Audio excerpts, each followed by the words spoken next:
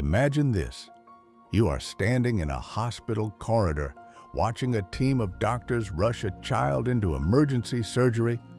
The parents collapse against a wall, sobbing.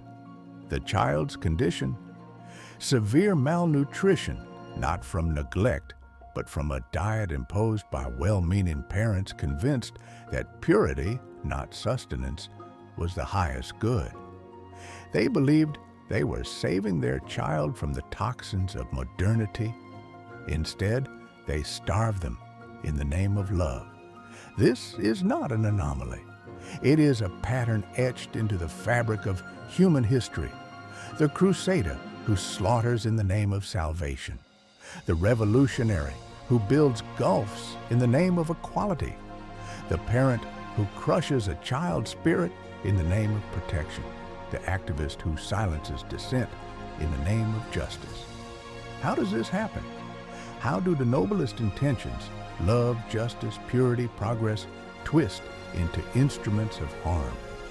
The answer lies in a paradox so unsettling it forces us to question the very nature of morality. Good intentions are not just insufficient. They are often the very fuel of evil. The more righteous the cause, the more dangerous its corruption. The more fervently you believe you are right, the more blind you become to the harm you inflict. Think of the last time you acted with absolute certainty, the time you knew you were doing good. Now ask, did you ever stop to consider the unintended consequences, the collateral damage, the people who might have been hurt by your virtue?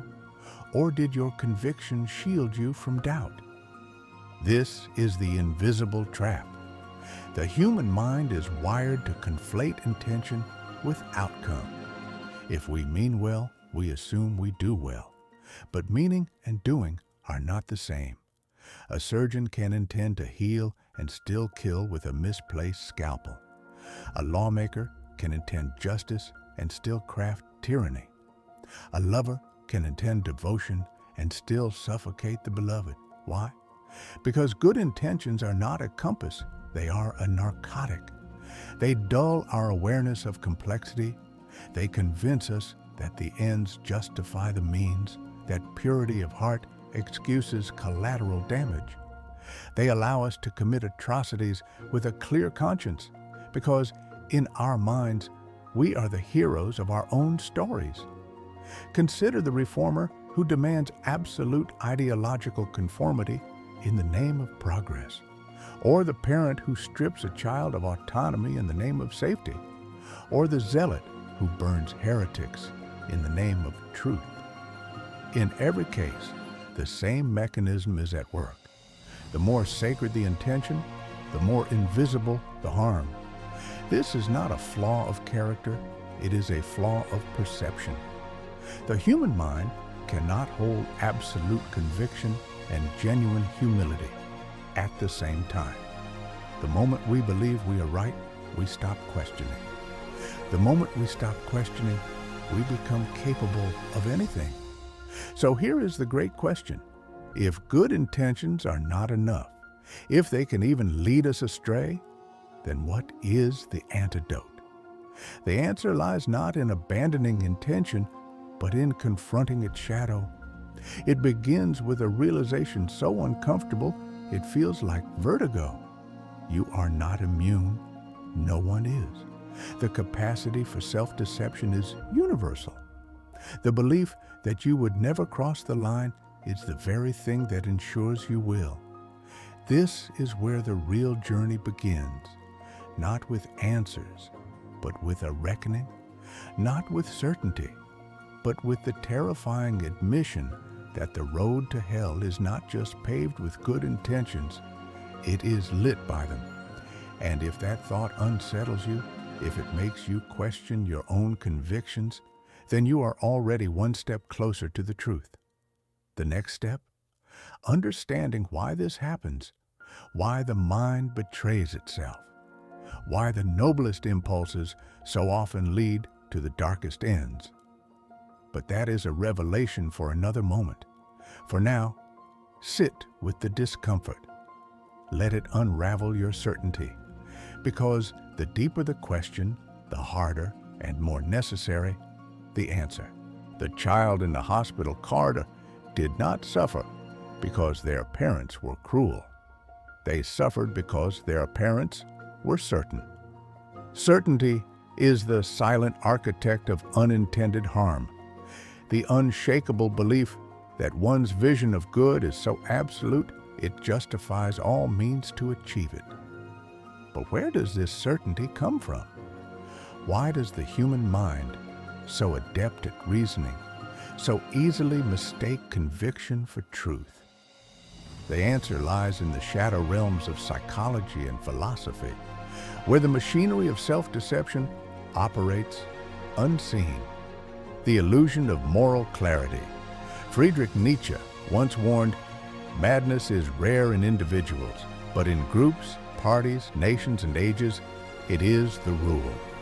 His insight cuts to the core of the problem. Morality is not a fixed compass, but a collective hallucination. What one culture venerates as virtue, another condemns as vice. Yet within each tribe, the illusion of moral clarity is absolute. This is the tyranny of the good, the way righteousness, once internalized, becomes a form of blindness. Carl Jung called it shadow projection, the refusal to acknowledge the darkness within, which then compels us to see it only in others.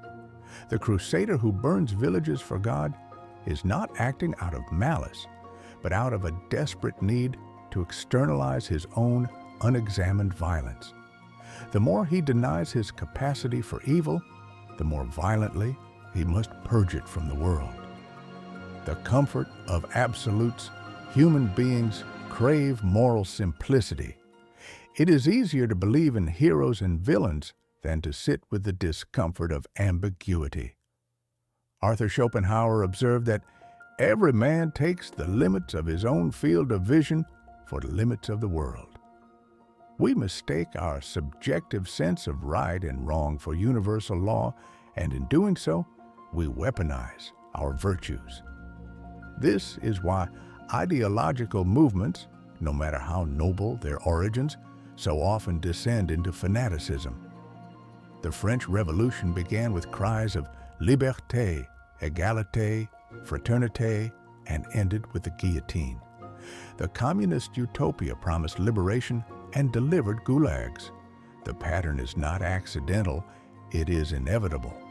When morality is reduced to dogma, dissent becomes heresy, and compassion is sacrificed on the altar of purity. The fear of uncertainty. Viktor Frankl, survivor of the Holocaust, wrote that between stimulus and response, there is a space. In that space is our power to choose our response. But that space requires something unbearable to the righteous mind: doubt. Doubt is the antidote to moral certainty, yet we flee from it. Jean-Paul Sartre called this bad faith, the lie we tell ourselves to avoid the terrifying freedom of choice. It is easier to follow a rigid code, to outsource our conscience to ideology, than to bear the weight of true moral responsibility. This is why good intentions so often curdle into harm. The parent who suffocates their child's independence does so not out of malice, but out of fear. Fear of chaos, fear of failure, fear of their own inadequacy. The activist who silences opposition does so not because they are evil, but because they cannot tolerate the thought that they might be wrong. The seduction of self-righteousness. Aldous Huxley saw this clearly.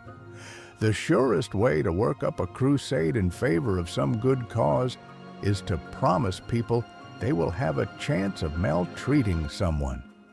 To be able to destroy with good conscience, to be able to behave badly and call your bad behavior righteous indignation.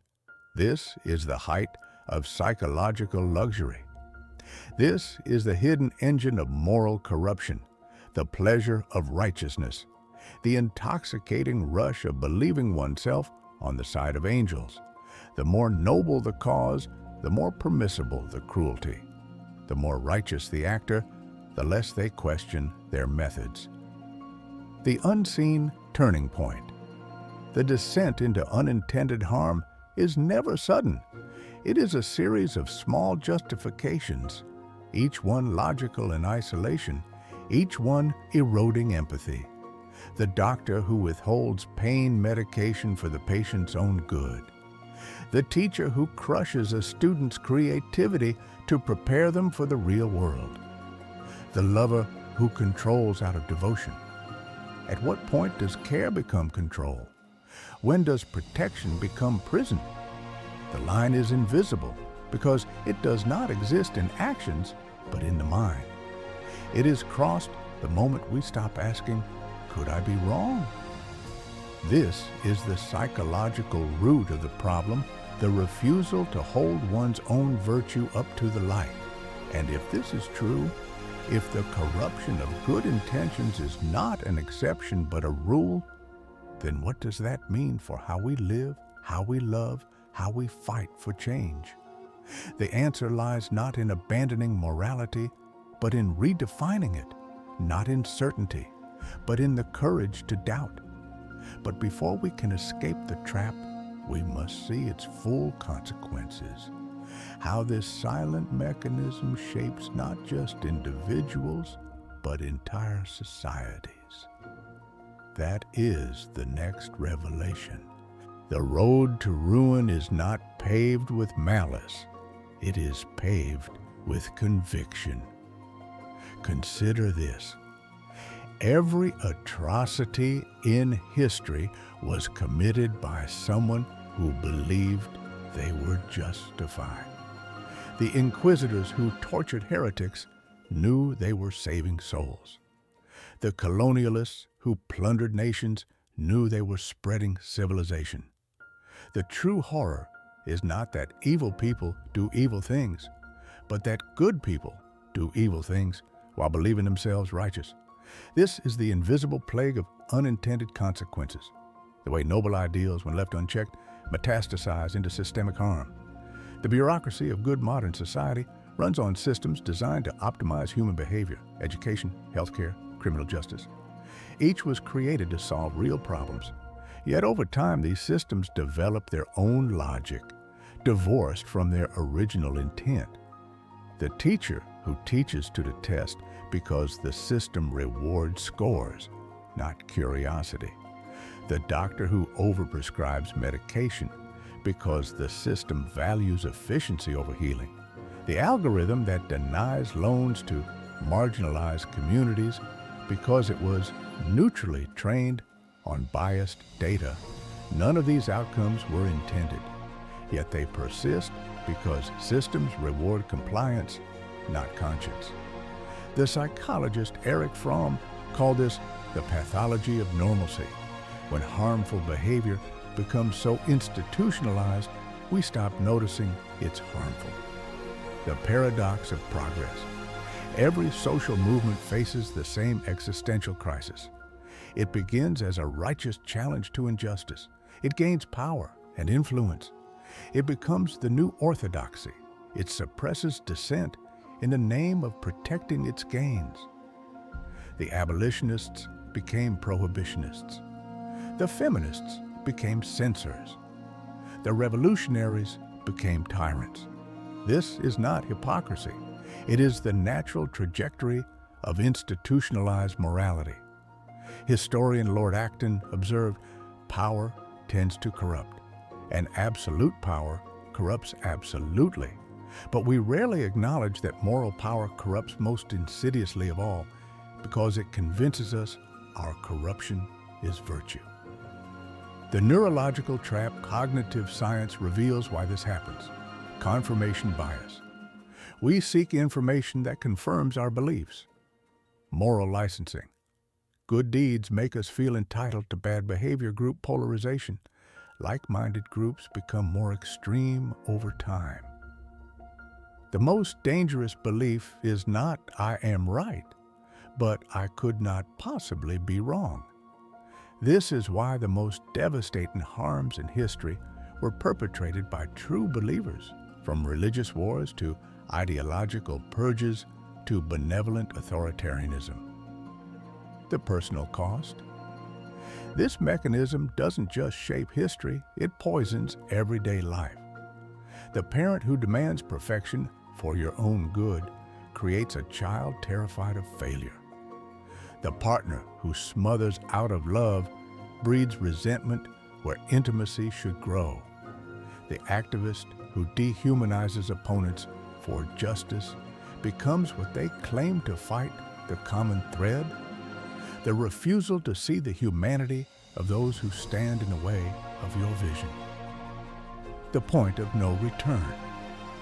There comes a moment in every moral crusade when the means cease to justify the ends. But by then, the crusaders are too invested to turn back. Psychologists call this escalation of commitment. Historians call it tragedy. The question is not whether your cause is just. The question is, what are you willing to destroy in its name? And more terrifying, will you even notice when you've gone too far? Because the most dangerous people are not those who question their morality, but those who never do. The way out begins with recognizing one terrifying truth. You are already part of this system. You have already caused harm you don't see. Acknowledging this is the first step toward something better. But what does better look like when even our solutions risk becoming new problems? That is the revelation waiting in the next section, where we explore not just the trap, but the escape. The realization dawns like ice water. You have been complicit, not out of malice, but out of the most dangerous blindness, the kind that comes from believing yourself awake. This is where true rebellion begins, not with grand gestures, but with a quiet seismic act of doubting your own righteousness, the antidote to certainty. History's most profound moral revolutions share an unexpected trait. They were led by those who questioned their own side. Gandhi suspended entire campaigns. When his followers grew violent, Socrates chose death over abandoning his duty to question. Einstein renounced his own equations when he saw their potential for destruction. Their power came not from unwavering conviction, but from a courage to interrogate it. As philosopher Karl Popper warned, the attempt to make heaven on earth invariably produces hell. The solution: embrace fallibilism, the radical humility of accepting you might be wrong. The paradox of moral strength. True moral clarity comes from tolerating ambiguity. Consider the reformer's dilemma. Every just cause attracts both genuine idealists and power seekers. The moment you stop distinguishing between them, you become the latter. The iron law of institutions. Organizations exist first to perpetuate themselves, second to achieve their missions. The only antidote is constant vigilance against institutional self-worship. The vigilance paradox. The more certain you are of your virtue, the more likely you are to rationalize evil. The solution?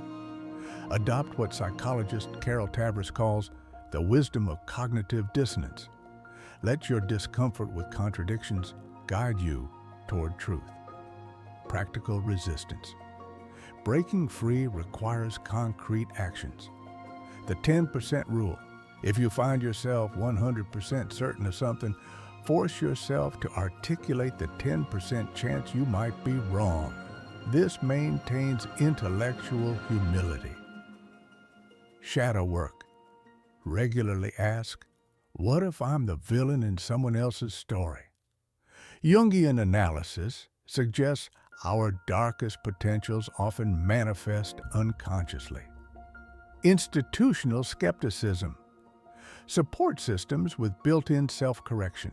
Science's peer review, democracy's checks and balances, personal relationships with truth-tellers who challenge you. Historical case studies, the abolitionists who failed. Many early anti-slavery activists supported repatriation to Africa, a solution that perpetuated racism. The movement only succeeded when it confronted its own implicit biases. The tech whistleblowers, engineers who built social media's attention economy, now warn of its dangers, proving moral awakening often comes too late, but still matters. The recovering perfectionist, parents who traded demanding excellence for nurturing resilience, discovered their children flourished not despite imperfections, but because of them. The mindset shift. This is not about abandoning principles. It's about grounding them in reality. Buddhist philosophy offers the middle way between extremes. Jewish tradition teaches tikkun olam, repairing the world, through incremental good. Both reject the messianic delusion of perfect solutions. The rebel's mantra becomes, "I will fight for what's right," while remembering, "I might be wrong." This tension is not weakness. It's the only true moral strength, the ultimate truth. Here lies the final devastating revelation. Good intentions don't fail because people are flawed. They fail because people refuse to acknowledge they're flawed. The moment we stop seeing ourselves as potential villains, we guarantee we'll become them. This is why all utopias collapse, not because their ideals were wrong, but because their believers thought themselves incapable of corruption. The redemption. There is a way forward, but it demands everything. Eternal vigilance. Treat your conscience like a democracy. Never let one impulse monopolize power. Compassionate. Skepticism. Love others enough to question how your help might harm them. Imperfect progress. Accept that 70% solutions with room for correction beat 100% certainties that brook no dissent. The final choice. We stand at a crossroads. The closed hand grasps certainty and becomes a fist. The open hand holds convictions lightly, ready to receive new truths. The poet Rumi wrote, "Beyond right and wrong, there is a field. I'll meet you there." That field is where true goodness grows, not from the purity of our intentions, but from our willingness to see their shadows. Your rebellion begins now, not with a manifesto, but with a question whispered in the dark. What if I'm not the hero I thought I was? And in that terrifying humility, that's where real change is born.